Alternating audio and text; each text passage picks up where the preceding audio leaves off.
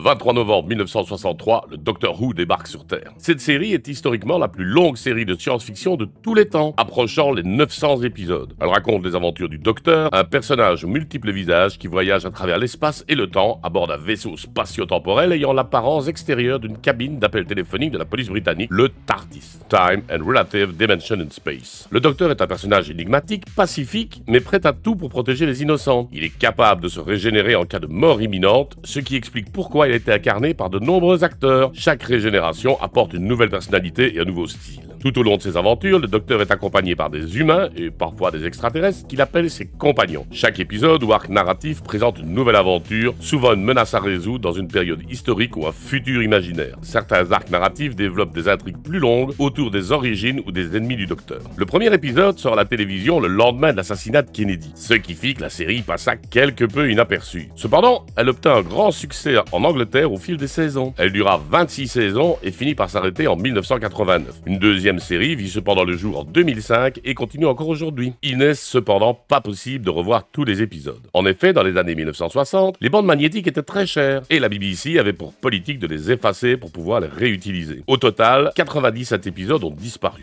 principalement ceux des premières saisons avec les deux premiers Docteurs. Mais des efforts massifs ont été entrepris pour retrouver ces épisodes. Doctor Who ayant été vendu dans plusieurs pays, dont l'Australie, le Canada et des pays africains, les copies de films 16 mm utilisées pour ces diffusions peuvent encore exister dans les archives ou les collections privées. Exemple, en 2013, les épisodes des histoires The Enemy of the World et The Web of Fear ont été retrouvés dans une station de télévision nigériane. La BBC et les fans de Doctor Who ont lancé des campagnes pour inciter les particuliers à vérifier leurs greniers, caves ou collections de films. Parfois, des employés de la BBC ou des diffuseurs locaux avaient gardé des copies. Pour certains épisodes, bien que les images soient perdues, des fans ont enregistré les épisodes en direct à la télévision dans les années 60. Ces enregistrements ont été restaurés et servent de base pour recréer les épisodes. La communauté des fans de Doctor Who est extrêmement active et chaque épisode perdu représente une partie précieuse de l'histoire de la télévision. Chaque redécouverte est célébrée comme un événement majeur.